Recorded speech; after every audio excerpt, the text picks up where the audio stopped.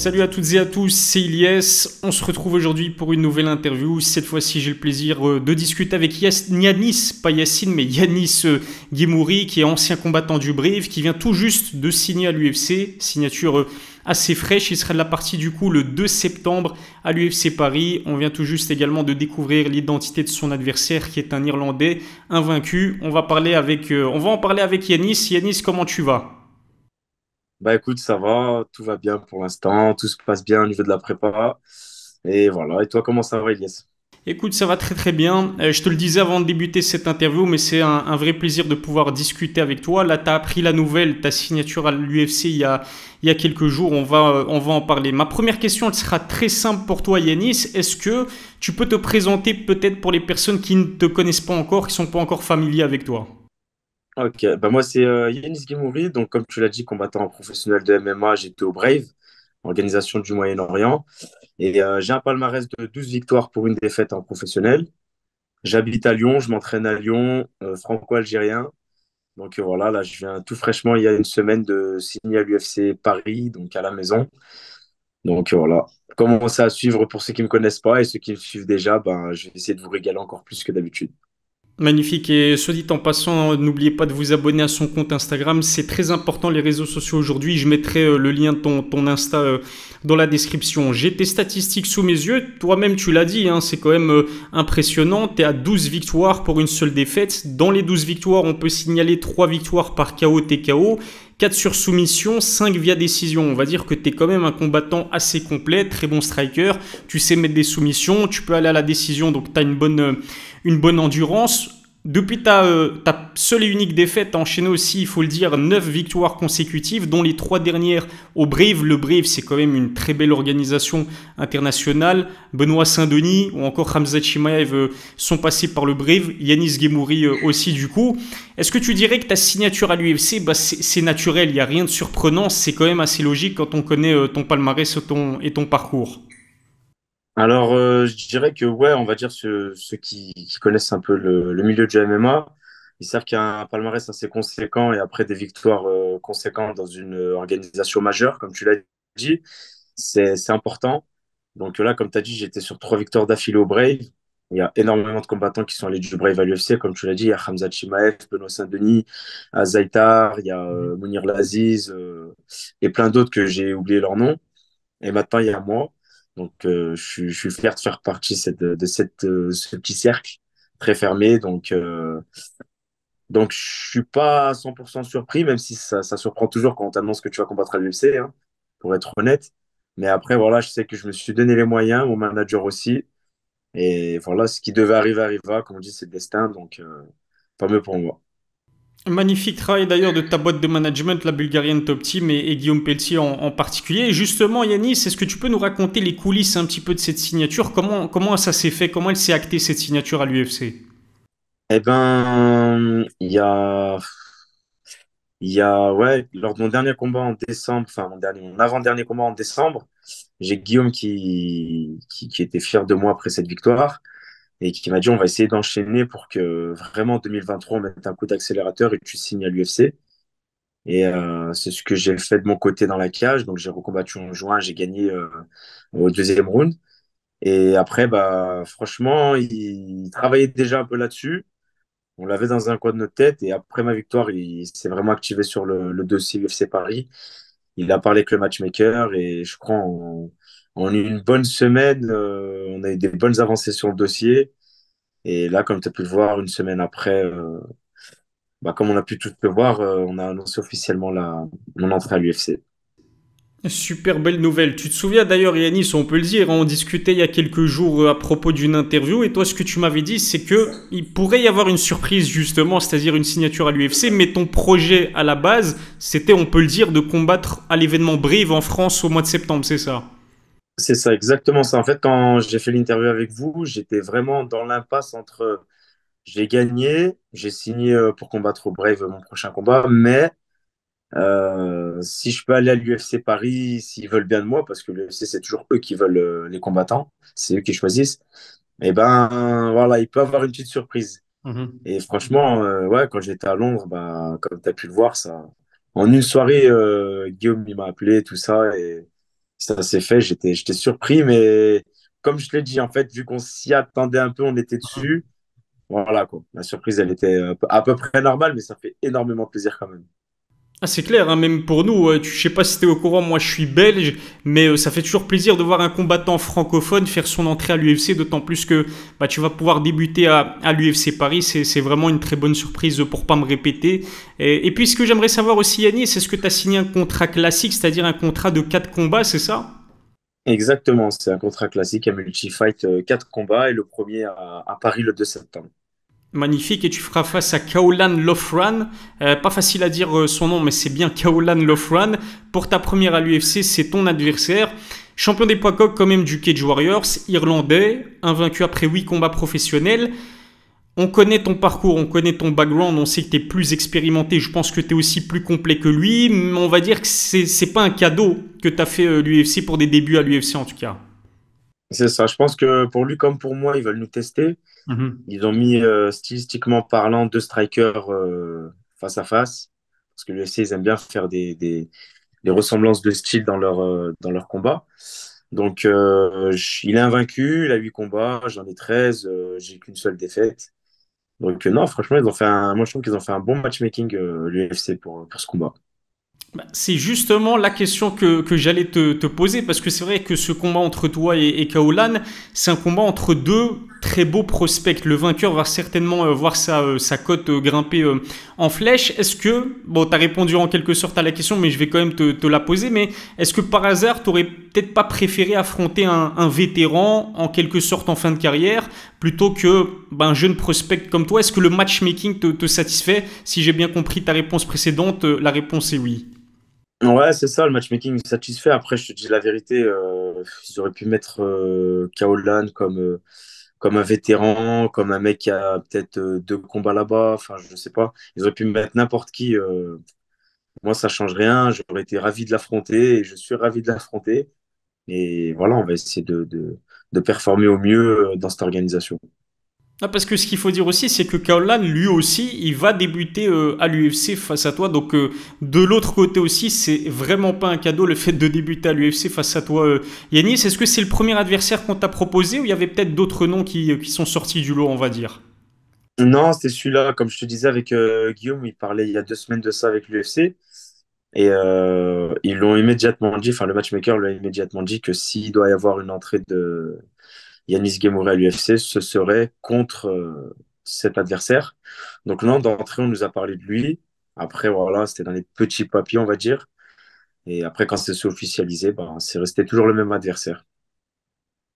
Je viens d'y penser, Yanis. Corrige-moi si je me trompe, mais pour l'instant, je dis bien pour l'instant, tu es le premier combattant signé à l'UFC qui va pouvoir faire ses débuts dans l'organisation en France, à domicile. Est-ce que je me trompe? Mais je pense que oui, en fait. Il y a eu qui l'année dernière? Il y a eu Benoît Saint-Denis, il a déjà combattu à l'UFC précédemment. Il y a eu Fareziam, même chose. Cyril Gane, même chose. Nassourdine, même chose. Ah non, William Gomis. C'est vrai que William Gomis a aussi combattu, ouais, a débuté à l'UFC à Paris l'année dernière. Mais en termes de pression, c'est une bonne pression ou comment est-ce que tu appréhendes le fait de pouvoir débuter à l'UFC à domicile chez toi en France? Ah, franchement, c'est une bonne pression, tu vois. C'est pas une pression qui me crispe ou quoi. C'est une bonne pression, tu vois. Au contraire, je sais que le public sera avec moi. L'engouement autour de ce combat et de moi, il va être important. Donc, non, franchement, au contraire, moi, c'est une fierté et je sais que ça va être un plus pour moi de combattre en France. Tu as décidé, si je me trompe pas, de représenter l'Algérie aussi à l'UFC ou la France? Justement, on est en train de voir. J'aimerais bien faire un moitié-moitié, tu vois, parce que je suis franco-algérien, j'habite quand même ici en France, mais mes origines, elles sont en Algérie, ma famille, elle est là-bas. Donc, je vais voir avec l'UFC si c'est possible et on va voir. Magnifique, tiens-nous au courant. De toute façon, dans tous les cas, tu auras les Algériens et les Français de ton côté, donc c'est top. Yanis, t'évolues dans la catégorie des bantamweight, des poids coqs. À l'UFC, on va pas se mentir, c'est l'une des catégories les plus relevées de toute l'organisation. Pour moi, c'est la plus relevée juste derrière celle des poids légers, où évolue justement ton ami et coéquipier Fares Ziam. Pour l'instant, le champion, c'est Aljamain Sterling. Il va affronter Sean O'Malley dans les prochaines semaines. Il y a qui d'autre? Il y a Merab Dvalishvili, Henry Cejudo, Marlon Vera. Bref, je vais pas te citer tous les tueurs qui composent cette catégorie, mais ma question La question que j'ai envie de te poser, Yanis, c'est lequel des membres du top 15 à l'heure actuelle est-ce que tu aimerais affronter dans un avenir proche? Je sais pas s'il est encore classé top 15, mais j'aurais aimé affronter Ricky Simon. Je sais pas si tu vois c'est qui. Yes, il me semble qu'il est numéro 13, si je dis pas de bêtises. Eh ben, lui, j'aimerais bien dans un avenir proche parce que voilà, il est proche du top 15. Il est plus proche de la sortie du top 15, on va dire, que de l'entrée dans le top 10. Donc, ouais, Ricky Simon, après, j'aimerais bien tous les affronter, tu vois. Je pense à. J'ai des gens en tête que j'aime regarder combattre, comme Peter Yan, tu vois. C'est des gens que j'aime vraiment, stylistiquement parlant, regarder combattre. Mhm, Non, et pas, il y a Cory Sandhagen aussi que j'aime bien mhm. combattre. Franchement, il y en a plein dans cette catégorie. Comme tu as dit, moi, je suis d'accord avec toi. Après la lightweight, je trouve que c'est la plus relevée à l'UFC. Allez, dans les deux trois prochains combats, moi je pense à quelqu'un dans le top 15. C'est le bas de tableau du top 15, mais c'est quand même un beau nom. Moi, c'est Adrian Yanez. J'aimerais bien te voir affronter Adrian Yanez. Eh ben, si ça doit se faire, si j'arrive jusque-là, c'est avec grand plaisir. Allez, rendez-vous pour le Yanis Gemouri, Adrian Yanez dans les. Allez, Inch'Allah, dans les deux trois prochains combats, pourquoi pas si t'enchaînes les masterclass. Tu parlais de la catégorie des poids légers, qui est la catégorie, la division évolue. Ton ami et coéquipier Fares. Tu reviens de Londres, puisque tu l'as accompagné justement lors de l'UFC Londres. Fares, il s'est imposé sur décision unanime face à Jai Herbert. Tu étais évidemment présent dans son coin. Toi, personnellement, est-ce que tu es satisfait de la performance de Fares qui évolue en fait dans le pays de son adversaire, Jai Herbert? Bah, c'est ça, moi je suis satisfait dans le sens où gagner à la décision en Angleterre contre un Anglais, c'est plus difficile que de gagner par finish. Parce que si tu Mhm. mets un finish, une KO, une soumission, bah ok, tu as gagné avant la limite et on n'en parle plus. Mais par contre, décision, ça veut dire que tu as réussi à convaincre les juges que tu as performé et que tu as surclassé le gars qui combat à domicile. Donc, non, non, très belle performance. En plus, c'est une décision unanime. Jay Herbert, il était vraiment bien préparé. Franchement, moi, je suis content parce il a dominé dans tous les domaines. Tu vois, comme je disais la dernière fois, il a fait sur ses deux derniers combats, il a subi aucune emmenée au sol. Il a Mhm. 100% de takedown defense. Donc, c'était entre guillemets son point faible. Ce qui lui a coûté, c'est deux défaites à l'UFC. Bon, aujourd'hui, on peut voir que maintenant, il va être chiant parce que même des strikers comme Jay Herbert, ils ont essayé de le lutter, ils n'ont pas réussi. Donc là, je pense qu'il y a un dilemme qui va se poser autour de Fares. C'est bon, on boxe, mais bon, on va essayer de lutter parce qu'il est bon en boxe. Mais lutter, on n'arrive pas à l'emmener au sol. Donc, moi, en tout cas, je trouve qu'il est sur la bonne voie. Je suis très, très fier de cette victoire. Elle lui fait du bien. Et voilà, maintenant, il faut qu'il se repose et focus sur l'avenir, hein. L'avenir, je l'espère, sera l'UFC Paris à tes côtés. Franchement, si deux coéquipiers de la même salle à Lyon peuvent évoluer et combattre à l'UFC Paris en même temps, ce serait vraiment une très très bonne nouvelle. Je sais que Fares, que j'ai interviewé précédemment, il y a pas très longtemps, je sais que Fares, il visait le finish absolument à l'UFC Londres. J'ai vu qu'il était un petit peu déçu de sa prestation, mais l'essentiel a été assuré, c'est-à-dire une victoire sur décision unanime. Comment est-ce qu'il va, que ce soit physiquement, que ce soit psychologiquement, pas trop de bobos? Est-ce que toi, tu penses qu'il sera présent à la carte de l'UFC Paris à tes côtés? Bah, moi, je le souhaite en tout cas qu'il soit présent sur la carte de l'UFC Paris. Après, voilà, un combat, tu sais très bien, en général, surtout quand on fait un 3 rounds, on sort jamais sans séquelles, qu'on gagne ou qu'on perde. Donc, voir avec lui, faudrait voir avec lui s'il a des blessures qui l'empêchent carrément de s'entraîner, donc de pas aller à Paris, ou voir si c'est des petites blessures qui peuvent quand même se soigner en une semaine et, euh, et enchaîner sur Paris. Mais en tout cas, voilà, moi, comme je lui ai dit avant le combat, Paris, on s'en fout pour l'instant. La première étape, c'est Herbert à Londres. Mhm. Donc, donne ce que tu as à donner. Le finish, il viendra s'il doit venir. La soumission, elle vient si elle doit venir. Et si tu dois la décision, tu gagnes. L'essentiel, c'est de gagner, tu vois. Après, je préfère qu'il gagne là, qu'il ne combatte pas à Paris, par exemple, Mhm. que, admettons, il aurait perdu contre Herbert sans aucune blessure et qu'il combatte à Paris, tu vois. Moi, je préfère Mhm. qu'il gagne à Londres et au pire des cas, il saute Paris. Il a déjà fait l'année dernière, de toute façon, donc c'est pas trop, trop grave. Et en plus, il passe à 4 victoires, 2 défaites à l'UFC, donc son bilan, il est plus que positif. L'avantage que tu as, Yanis, d'avoir un coéquipier qui évolue à l'UFC depuis plusieurs années déjà maintenant, c'est que tu as pu l'accompagner sur plusieurs événements, hein. On est d'accord, Yanis. L'UFC Londres, c'était pas la première fois où tu accompagnais Fares. C'est ça, je crois que je l'accompagnais dans l'Arizona, je l'accompagnais à Vegas aussi. et là, à Londres, récemment. Bah, c'est magnifique. Du coup, c'est-à-dire que le 2 septembre, quand tu feras tes débuts à l'UFC Paris, tu connais en fait la maison, tu connais un peu comment ça se passe à l'UFC, tu connais les coulisses, les backstage. Ça reste un avantage quand même pour faire tes débuts le 2 septembre à Paris. Ouais, c'est ça, on va dire que ça y est, je commence à me familiariser avec l'organisation. Donc, c'est un avantage, c'est un petit avantage quand même. Comme ça, quand on arrive, en fait, on n'a pas des étoiles plein les yeux. Ouah, c'est l'UFC, ça se passe comme ci, ça se passe comme ça, tu vois. Là, on arrive, on sait à quel jour on a les interviews, on sait c'est quand les photos, le photoshoot, les médias day, tout ça. On va dire, on commence à être rodé là-dessus. Mais sauf que là, au lieu que ce soit lui, bah, ce Mhm. sera moi. C'est juste ça la différence. Mais c'est quand même un sacré avantage. Tu as quand même emmagasiné de l'expérience. Tu sais comment ça fonctionne l'UFC. Écoute Yanis, merci d'avoir répondu à mes questions.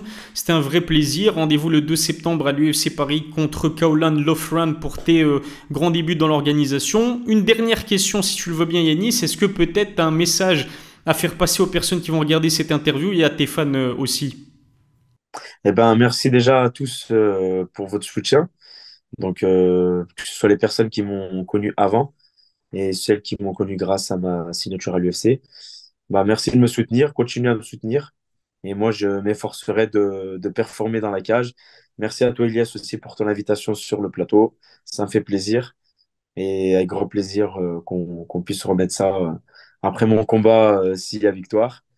Et voilà, merci à tous, que ce soit mes sparring partners, mon manager, mes entraîneurs, mon staff, tout le monde. Le message est passé. Yanis, merci beaucoup d'avoir répondu à mes questions. Encore une fois, c'était un vrai plaisir. Je me répète, mais allez donner un maximum de force à Yanis Guimouri avant son combat le 2 septembre. Ça se passe notamment sur les réseaux sociaux. Ça vous coûte rien. Allez vous abonner à ces réseaux sociaux. On te souhaite bien évidemment la victoire et à la prochaine pour une nouvelle interview. Merci beaucoup, Elias.